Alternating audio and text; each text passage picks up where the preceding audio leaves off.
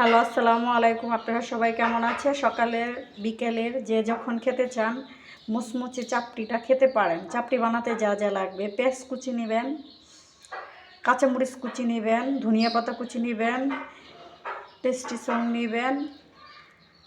Maggi মশলাটা নিলে ভালো হয়, তাহলে সুস্বাদু হয়। আর ম্যাগি মশলাটা স্কিপও করতে পারেন। এগুলো নিয়ে সুন্দর করে আলতো আলতো হাতে এটাকে মিশাবেন। মিশিয়ে তারপর অল্প অল্প করে তাওয়াতে দিয়ে দিবেন।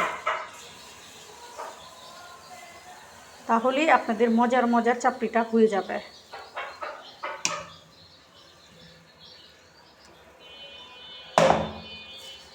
তারপর হাত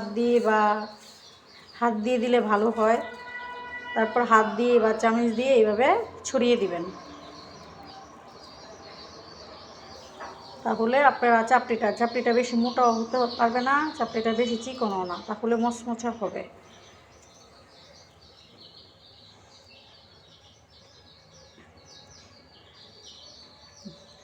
চুলাটা মিডল তাপে রাখবেন, ঢাকনা দিয়ে ডেকে দিবেন।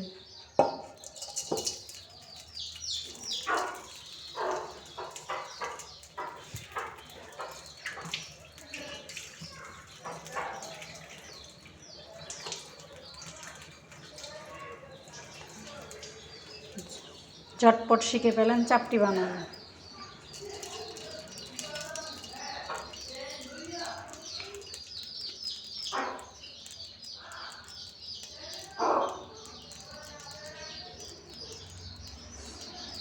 এটা আপনি বিভিন্ন ভাজি দিয়েও খেতে পারবেন, মানে শুধু শুধুও খেতে পারবেন। গরুর মাংস, মুরগির মাংস, খাসির মাংস এগুলো দিয়েও খেতে পারবেন।